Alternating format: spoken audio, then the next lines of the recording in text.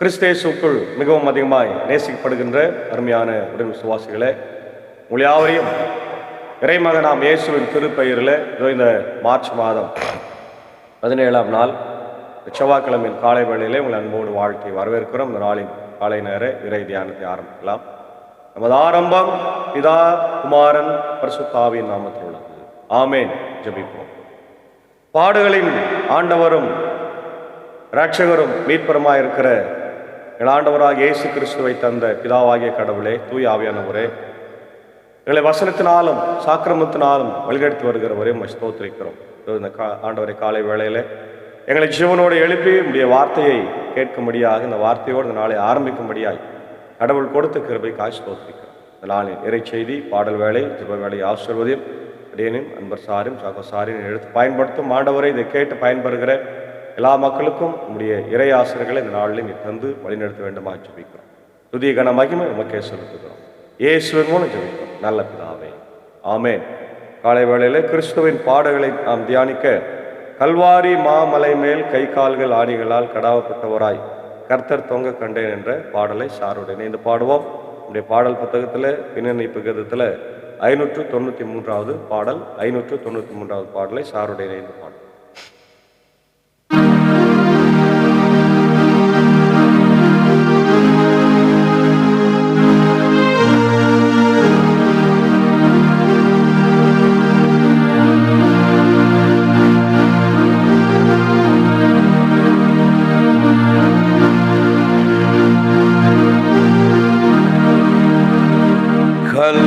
கல்வாரி மாமலை மேல்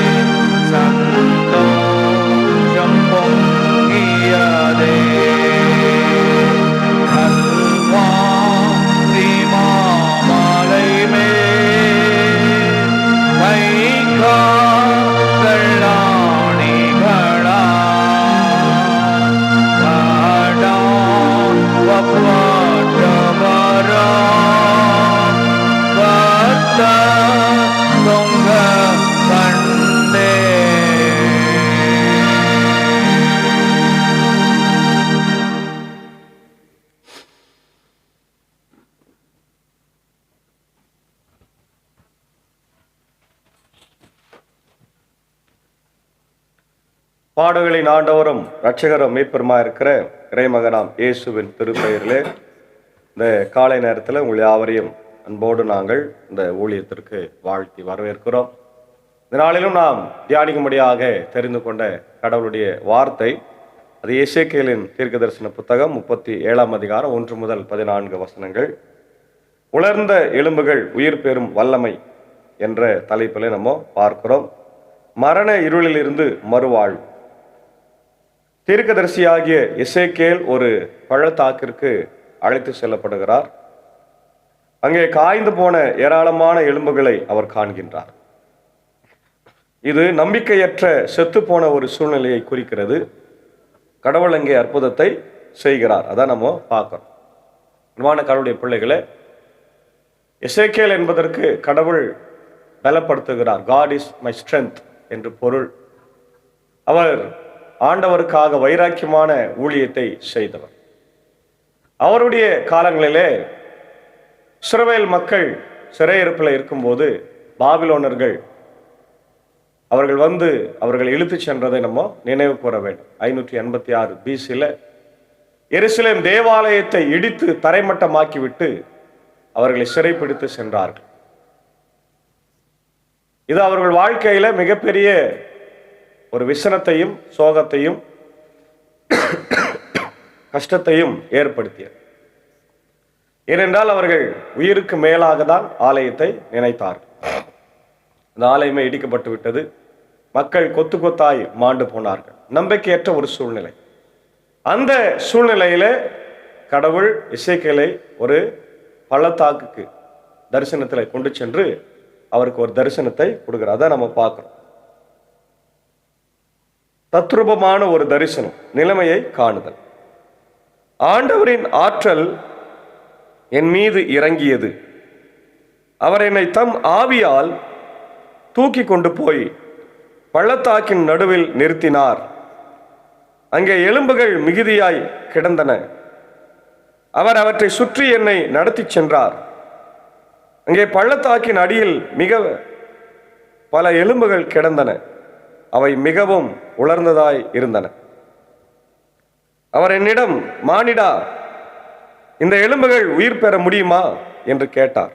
நான், தலைவராகிய ஆண்டவரே, உமக்கு தெரியுமே என்று மறுமொழி அளித்தேன். அன்பான தேவ பிள்ளைகளே, ஒரு காட்சியை எசேக்கியேல் காண்கின்றார். அந்த காட்சியில மனித எலும்பு கூடுகள் காய்ந்து போய் உலர்ந்து போய் தீந்து போய் வெயில்ல இருக்குது. அதான் நிலைமை. இவர் அதை பார்க்கிறார். அதான் நம்ம பார்க்கிறோம் பள்ளத்தாக்கின் நிலை. எலும்புகள் மிகவும் உலர்ந்திருந்தது. அதாவது மனித ரீதியாக அங்கே எவ்வித மாற்றத்திற்கு உயிருக்கும் வாய்ப்பு இல்லை. இப்ப கடவுளுடைய கேள்வி என்னன்னா, இந்த எலும்புகள் உயிரடையுமா? நம்முடைய பிரச்சனைகளை பார்த்து கடவுள் என்று நம்மிடம் கேட்கும் கேள்வி இதுவே. எசேக்கியேலுடைய பதில் ஆண்டவர் சொல்றார், ஆண்டவரே, நீர் இதை அறிவீர். நம்முடைய அறிவை விட கடவுளுடைய அறிவு மேலானது. அவர் மேல நம்ம நம்பிக்கை வைக்க வேண்டும். அதான் சொல்றார். அப்ப அவர் என்னிடம் உரைத்தது, நீ இந்த எலும்புகளுக்கு இறைவாக்கு உரை. உலர்ந்த எலும்புகளே, ஆண்டவரின் வாக்கை கேளுங்கள் என்று சொல். தலைவராகிய ஆண்டவர் இந்த எலும்புகளுக்கு இவ்வாறு கூறுகிறார், நான் உங்களுக்கு உயிர் மூச்சு உங்களுக்குள் கொடுப்பேன். நீங்களும் உயிர் பெறுவீர்கள். நான் உங்களை நரம்புகளால் தொடுப்பேன். உங்கள் மேல் சதையை பரப்புவேன். உங்களை தோளால் மூடுவேன். பின் உங்களுக்குள் உயிர் மூச்சு புக செய்வேன். நீங்களும் உயிர் பெறுவீர்கள்.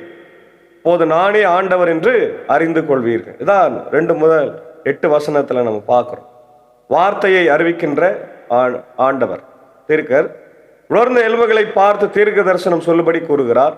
உடனே மாற்றம் நடைபெறுகிறது. அந்த வார்த்தை அவளுக்குள்ள போய் அவங்களுக்கு உயிர் கொடுத்து அவங்க உலர்ந்த எலும்புகளிலிருந்து மனிதனாய் மாறுகிறார். எலும்புகள் ஒன்றோடு ஒன்றோடு சேர்ந்து நரம்புகளும் சதைகளும் உண்டான. இப்போ இதிலிருந்து நம்ம என்ன பாடத்தை பெறுகிறோம்?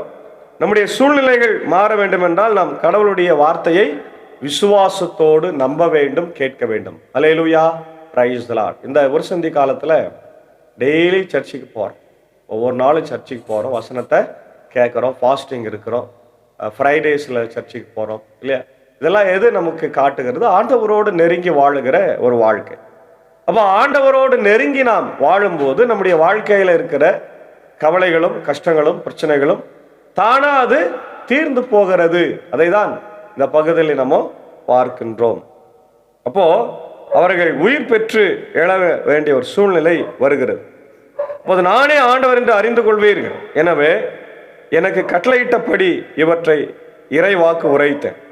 நான் இறைவாக்கு உரைத்த போது உராயும் ஓசை கேட்டது. ஒவ்வொரு எலும்பும் தனக்குரிய எலும்புடன் சேர்ந்து கொண்டது. நான் பார்க்கையிலேயே அவற்றில் நரம்புகள் ஏற்பட்டது, சதை தோன்றியது, தோல் அவற்றின் மேல் மூடியது, ஆனால் அவற்றில் உயிர் இன்னும் வரவில்லை. பின்னர் அவர் என்னிடம், உயிர் மூச்சுக்கு இறைவாக்கு உரை மானிடா, இறைவாக்கு உரைத்து உயிர் மூச்சிடம் சொல். தலைவராகி ஆண்டவர் கூறுவது இதுவே, 4 காற்றுகளில் இருந்தும் உயிர் மூச்சே வா, நீ வந்து கொலை உண்ட இவர்களுள் புகு, அப்பொழுது இவர்கள் உயிர் பெறுவார். எனவே அவர் எனக்கு கட்டளையிட்டவாறு இறைவாக்கு உரைத்தேன். உடனே அவர்களுக்குள் உயிர் மூச்சு புகுந்தது. அவர்கள் உயிர் பெற்று காலூன்றி மாபெரும் படைத்திரள் போல் நின்றார்கள். அல்லேலூயா, பிரைஸ் தி லார்ட். ரொம்ப அழகா சொல்றார்ப்பா. முதல்ல எலும்புகளுக்கு தீர்க்க தரிசனம் உரைக்கிறாரு. இந்த உலர்ந்த எலும்புகளுக்குள்ளாக ஒரு அசைவு வருகிறது, இந்த நரம்புகள் வருகிறது, சதைகள் எல்லாம் வந்து சேருகிறது. இப்போ ஒரு மனுஷன் மாதிரி ஆயிடுச்சு. இப்போ உயிரற்று கிடக்குது. உயிரற்று கிடக்கிற அந்த சடலத்துக்கு ஆண்டவர் என்ன கொடுக்க சொல்றாரு? உயிர் மூச்சு கொடுக்க சொல்றாரு. உயிர் மூச்சுக்கே தீர்க்க தரிசனம் சொல்றாரு. அப்போ அந்த 4 பக்கங்களும் இருந்து அந்த காற்றுகள்ல கலந்திருந்த உயிர் மூச்செல்லாம் வந்து அந்த உடலுக்குள்ளாக அது சேருகிறது. அதை நம்ம பார்க்கிறோம். மாபெரும் படைத்திரள் போல் நின்றார்கள். அல்லேலூயா. இது சாத்தியமா? சாத்தியமே. இயேசு ஆண்டவரால் சாத்தியமே, கடவுளால் சாத்தியமே. மரித்தவர்களை உயிரோடு எழுப்புவது, ஒன்றுமில்லாதவர்களை உயிரோடு எழுப்புவது கடவுளால் மாத்திரம் முடியும் என்பதை நாம் மீண்டும் மீண்டும் விசுவாசிக்க வேண்டும். அதாங்க சொல்றார். அவர் மேலும் என்னிடம் கூறியது, மானிடா, இந்த எலும்புகள் இஸ்ரவேல் வீட்டார் அனைவரையும் குறிக்கும். அவர்களோ எங்கள் எலும்புகள் உலர்ந்து போயின, எங்கள் நம்பிக்கை அற்று போய்விட்டது, நாங்கள் துண்டிக்கப்பட்டு விட்டோம் என சொல்லுகிறார்கள். எனவே இறைவாக்கு உரைத்து அவர்களிடம் சொல். தலைவராகி ஆண்டவர் கூறுவது இதுவே, என் மக்களாகிய இவர்கள் இதோ நான் உங்கள் கல்லறைகளை திறக்கப் போகிறேன். உங்களை உங்கள் கல்லறைகளில் நின்று மேலே கொண்டு வருவேன். உங்களுக்கு இஸ்ரேல் நாட்டை திரும்ப கொடுப்பேன். அப்போது என் மக்களே, நான் உங்கள் கல்லறைகளை திறந்து உங்களை அவற்றிலிருந்து வெளிக்கொணர்கையில் நானே ஆண்டவர் என்பதை அறிந்து கொள்வீர்கள். என் ஆவியை உங்கள் மீது பொழிவேன், நீங்களும் உயிர் பெறுவீர்கள். நானும் உங்களை உங்கள் சொந்த நாட்டில் குடியமர்த்துவேன். ஆண்டவராகிய நான் உரைத்தேன், நானே இதை செய்தேன் என அப்போது அறிந்து கொள்வீர்கள் என்கின்றார் தலைவராகிய ஆண்டவர். அன்பான தேவ பிள்ளைகளே, சிறையிருப்பினுடைய அனுபவத்திலிருந்து இஸ்ரவேல் மக்களை வெளியே கொணர்கிற ஆண்டவர் தான் நம்முடைய ஆண்டவர். அதான் இங்க சிம்பாலிக்கா அவரு சொல்றார். சிம்பாலிக்கா சொல்லி அவங்களுக்கு புரிய வைக்கிறார். நீங்க ஒன்றும் கவலைப்படாதீங்க, ஆண்டவர் நிச்சயமாக நான் உங்களை மீட்டு கொண்டு வருவேன், உங்கள் கல்லறைகளை திறப்பேன். நீங்கள் நம்பிக்கை அற்று இருக்கின்றீர்கள், அதனால உங்கள் வாழ்க்கையில நம்பிக்கையெல்லாம் அற்றெல்லாம் இருக்காதீங்கன்னு சொல்றார் இல்லையா? இப்படி நம்முடைய சூழ்நிலைகள் மாற வேண்டும் என்றால் நாம் கடவுளுடைய வார்த்தையை விசுவாசத்தோடு என்ன பண்ணோம்? நம்ப வேண்டும். 3வது அதான் பார்க்கிறோம். பரிசுத்த ஆவியின் உயிர்ப்பித்தல், ஜீவன் உண்டாகுதல். வெறும் உருவம் போதாது, சதையும் தோலும் வந்த பின்பும் அவற்றில் உயிர் இல்லை.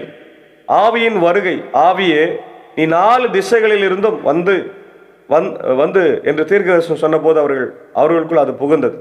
பெரிய சேனை அவர்கள் உயிரடைந்து ஒரு மகா பெரிய சேனையாக நின்றார்கள். சடங்காச்சாரமான கிறிஸ்தவ வாழ்க்கை உலர்ந்த எலும்பு போன்றது. பரிசுத்த ஆவியானவர் வரும்போதுதான் அங்கே உண்மையான ஜீவனும் வல்லமையும் உண்டாகும். ஆமென், அல்லேலூயா. பாருங்க, வெறும் வாழ்க்கை உயிரற்ற வாழ்க்கை, வார்த்தையோடு கூடிய பரிசுத்த ஆவியினுடைய தூண்டுதலோடு வாழுகிற வாழ்க்கை தான் என்னவா? உயிர் உள்ள வாழ்க்கை. அதான் பக்தி நிறைந்த வாழ்க்கை என்று வேதம் சொல்லுகிறது. இஸ்ரவேலின் புலம்பல், எங்கள் நம்பிக்கை அற்று போயிற்று என்று அவங்க சொல்றாங்க. கடவுளுடைய பதில் என்ன? நான் உங்கள் பிரேத குழிகளை திறந்து உங்களை வெளியே வர பண்ணுவேன். கர்த்தர், இதனால நானே கர்த்தர் என்று நீங்கள் அறிந்து கொள்வீர்கள். கடவுள் உங்கள் வாழ்வில் செய்யும் அற்புதங்கள் அவருடைய நாமம் மகிமைக்காக என்பதை மறந்து போகாதே. உங்கள் வாழ்க்கை இன்றும் உலர்ந்த எலும்புகளைப் போல காணப்படலாம். உங்கள் பொருளாதாரம், உறவுகள் அல்லது ஆவிக்குரிய வாழ்வு செத்துப்போன நிலையில் இருக்கலாம். ஆனால் கடவுள் என்றும் சொல்லுகிறார், நான் என் ஆவியை உங்களுக்குள் வைப்பேன், நீங்கள் உயிரடைவீர்கள். ஆண்டவரே, உலர்ந்த நிலையில் இருக்கும் என் வாழ்வின் பகுதிகளை உம்முடைய ஆவியினால் நிரப்பும் என்று சொல்லி நாம் ஆண்டவரிடத்துல மன்றாட வேண்டும். அன்பான தேவ பிள்ளை, நம்முடைய வாழ்க்கையில் கூட நிறைய நேரத்தில் நம்ம செத்து போயிருக்கிறோம். விசுவாசத்துல செத்து போயிருக்கிறோம், அன்பிலே செத்து போயிருக்கிறோம், பொறுமையிலே செத்து போயிருக்கிறோம், தாழ்மையிலே செத்து போயிருக்கிறோம். மனித நேயம் நம்ம கிட்ட இல்லை. இவற்றிலிருந்து நாம் உயிர் பெற்று எழ வேண்டும் என்றால் ஆண்டவருடைய ஆவி நமக்குள்ள வர வேண்டும். அல்லேலூயா. ஒரு சந்தி காலத்துல மனிதனாக நடக்க வேண்டும், அன்பாக நடக்க வேண்டும், எல்லாரையும் நேசிக்கணும், புதிய புதிய குணங்கள் நமக்குள்ள தோன்ற வேண்டும், புதிய சிந்தனைகள் நமக்குள்ள வர வேண்டும். இப்படிப்பட்ட வாழ்க்கை தான் உயிர் பெற்று எழுகிற வாழ்க்கை. அதுதான் இந்த உலர்ந்த எலும்புகளுடைய காரியத்திலிருந்து நாம் பார்க்கிறோம். ஒன்றும் இல்லாமல் இருந்து ஆண்டவர் எல்லாவற்றையும் செய்ய முடியும் என்பதை நம்ம அறிந்து கொள்ள வேண்டும். ஆண்டவரால எல்லா காரியத்தை முடியும். மரியாள் கேட்கிறா, ஆண்டவர் தேவதன் வந்து சொல்ற, அம்மா உனக்குள்ள ஒரு ஆண்டவர் பிறக்க போறாருமான்னு. நான் எப்படி புருஷனை அறியேனே என்று அவர் உடல் அந்த ரீதியான உறவை பற்றி பேசும்போது தேவதன் சொல்றார், அம்மா இது கர்த்தராலே ஆகும். ஆவியானவர் மேல வரும்போது, நிழலிடும் போது உனக்குள்ள ஆண்டவருடைய கரு உருவாகும். நீர் ஆண்டவராக இயேசுவை பெற்றெடுப்பாயின் உடனே அவள் இதோ நம் கர்த்தருடைய அடிமை. அப்பதான் சொல்றார், தேவனால் கூடாத காரியம் ஒன்றும் இல்லை. நம்முடைய வாழ்க்கையில எல்லாம் நடக்குங்க. விசுவாசிங்க, ஆண்டவரை நம்புங்க, அவரால் கூடாத காரியம் ஒன்றுமில்லை. உன் வாழ்க்கையில எல்லாவற்றையும் இழந்திருக்கிறாயா? சோர்ந்து போயிருக்கிறாயா? துன்பத்தில் இருக்கிறாயா? வியாதியில இருக்கிறாயா? வருத்தத்தில் இருக்கிறாயா? இழப்பின் மத்தியில் இருக்கிறாயா? பிசினஸ்ல தோல்வியா இருக்கிறியா?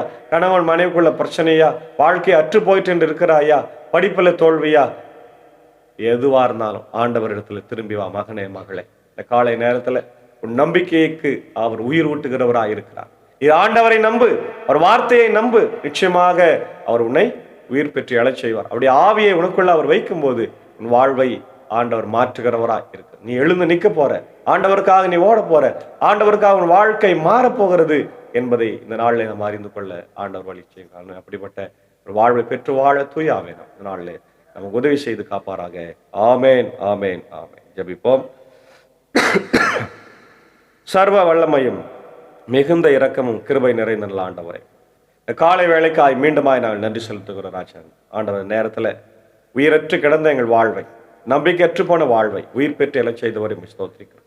மீண்டும் ஒரு விஷயம் கூட நம்முடைய ஆவியானவர் எங்களுக்குள்ளே வைத்து நாங்கள் புது வாழ்க்கை வாழ கிருபை தார். நாள் இந்த வார்த்தைகளை கேட்கிற எல்லாரையும் ஆசீர்வதி. அகில உலகத்தில் இருக்கிற மக்கள், கிறிஸ்தவ மக்கள், கிறிஸ்துவ அறியாத மக்கள், இந்திய தேசத்தில் இருக்கிற மக்கள், அப்படி தமிழ்நாட்டில் இருக்கிற மக்கள், ஆம்பூர் பகுதியில் இருக்கிற மக்கள் எல்லாரையும் ஆசீர்வதி. எங்களுடைய இந்திய சுற்றுலா திருச்சபை, 3 சபை சங்கங்கள், போதகர்கள், ஊழியர்கள், ஸ்தாபனங்கள், பள்ளிக்கூடங்கள், பரிஸ்தா, மருத்துவமனை, ஆடவர் ஸ்பெஷல் ஸ்கூல்ஸ், இது எக்ஸாம் நடந்து கொண்டிருக்கிறது. குறிப்பாக 10ஆம் வகுப்பு 12ஆம் வகுப்பு தேர்வு எழுதி கொண்டிருக்கிறாங்க. ஆண்டவர் பிள்ளைகளை தேர்வு எழுதி வெற்றி பெற கிருபை தார். மற்ற பிள்ளைகளையும் ஆசீர்வதியும்.